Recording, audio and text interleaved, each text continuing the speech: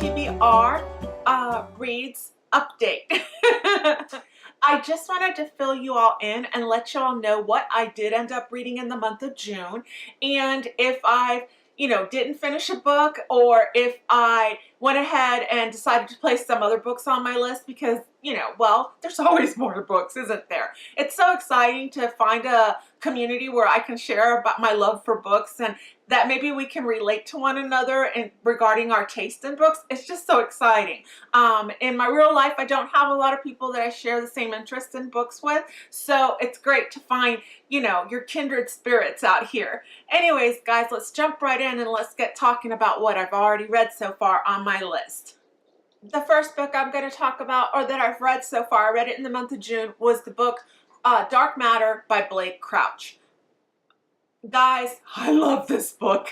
It was so good. Seriously, it is so good. What?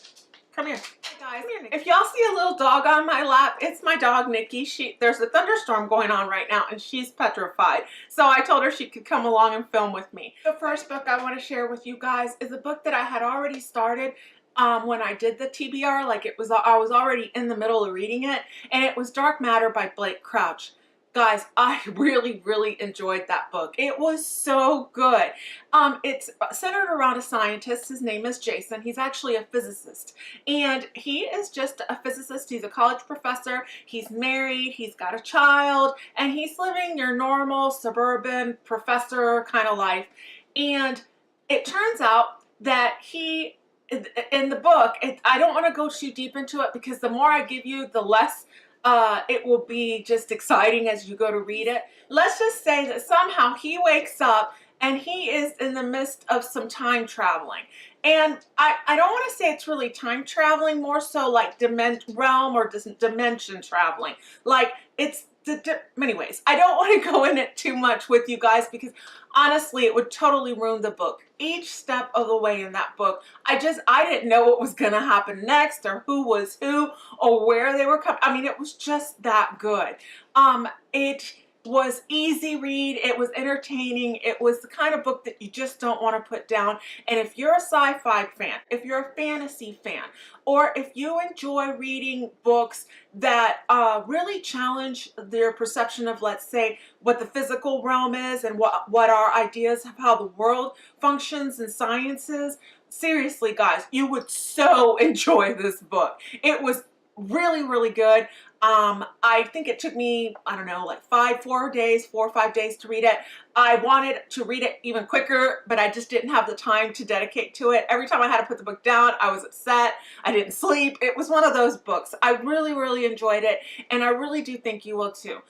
I wish there was a sequel, but I don't know how they create one, but it was just that good, and I really do recommend Dark Matter by Blake Crouch. The second book I've read so far this summer is The House Girl by Conklin, and I actually did do an individual review on that book, and I'll be sure to link it right up here so that you can see it. You can get to it. So I'm not going to go into as many details as I did in my review of that book. I thought it was a really good book. I really, really enjoyed it. The House Girl is a historical fiction, and it's contemporary, but at the same time it is historical. The reason is that it's kind of one of those books that's got like flashbacks in it. So in present day, there's a young attorney. Her name is Liane, and in historical sense, it's a slave, and her name is Josephine, and she's a artist, and she's a slave. She's a house girl in the 1800s. I think it's 1890s if I'm not incorrect. I think it was like in the 1890s in America. And she's desperately seeking her freedom, and one of the means that for her to experience that freedom is through her art. So then you've got Liane, who's a modern day attorney, and she is working with a law firm that has taken on a class action suit to seek reparations for families of American slaves.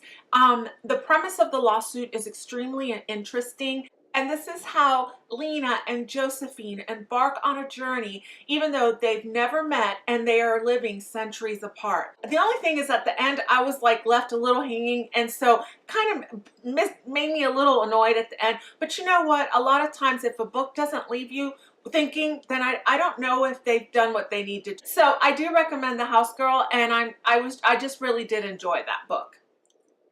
I also reread this month. I reread the first book of Harry Potter the Harry Potter series, and I read Harry Potter and the Sorcerer's Stone.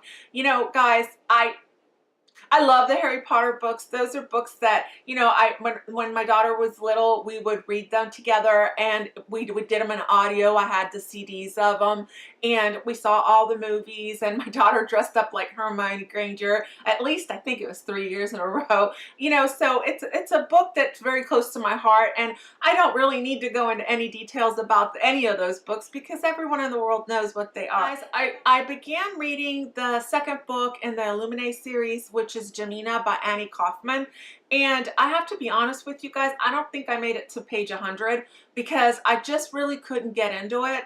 And so unfortunately it is one of those books that I did not finish, or that I did not read, DNR, because I really could not finish it. It was just it was really hard for me to get into it, and I really did enjoy the first one in the series. And so they aren't it's not a series that, you know, you have to read both of them, like each book is a standalone, but they are based, I think, on the same premise, if I remember correctly. I just didn't identify with the book, and it was just really hard for me to get into it.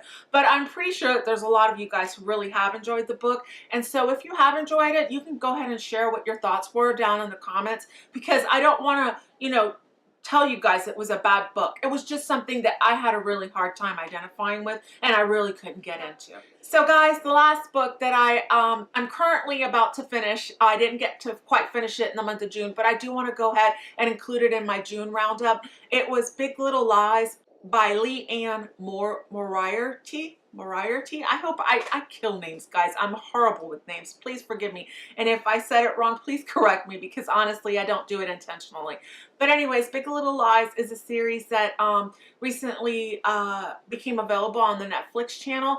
And I'm one of those people that if there's a book, I want to read it first, because a lot of times I'll miss things in the movie, like when you're watching the series. Like right now, it just happened to me. I watched The Handmaid's Tale on Hulu, and I really enjoyed the series, but I never read the book from Margaret Atwood. So I'm in the process of getting that book to be read in the near future, and because I have some questions, and so I want to go ahead and read the book. So in order to avoid that fiasco, I went ahead and I started reading the book Big Little Lies, so that I could then watch the series and, you know, see how they compare. I always end up criticizing the series, unfortunately.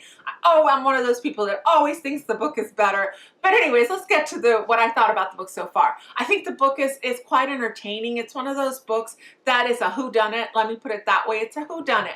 And it evolves around a school in this little town, this little beach town in Australia, and I can't remember the name of the beach town right now. There's three main characters that you kind of follow around in this little town. There's Celeste, there's Madeline, and there's Jane. And they all have children that are in kindergarten in this particular town. And so, like I said, it's a whodunit. So something happens, and it's written from the perspective of all the characters. You know, each one gets to share their story, but at the same time, you'll have like interview snippets from the police records.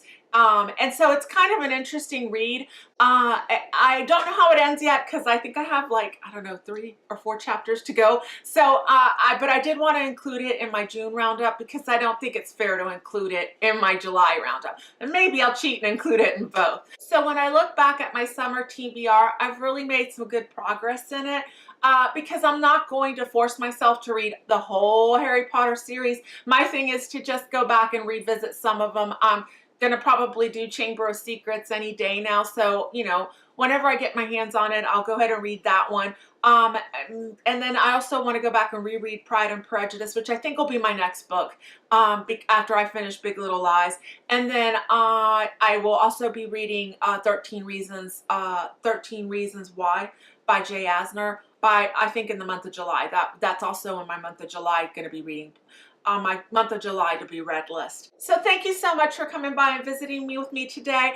I think this video might be a little bit all over the place because of the thunderstorm and the puppy being on my lap, and anyways, life does go on, doesn't it? But I'm so grateful that you came by to visit. I hope that I have encouraged you or in some way pushed you towards reading some of these books, and I hope that you guys have a great month of July, because we're in July, guys. It's July. And if you haven't yet, please hit the subscribe button and be part of my family. And if you have, thank you. And I will see you again soon. Thank you guys for watching, and be blessed. Bye.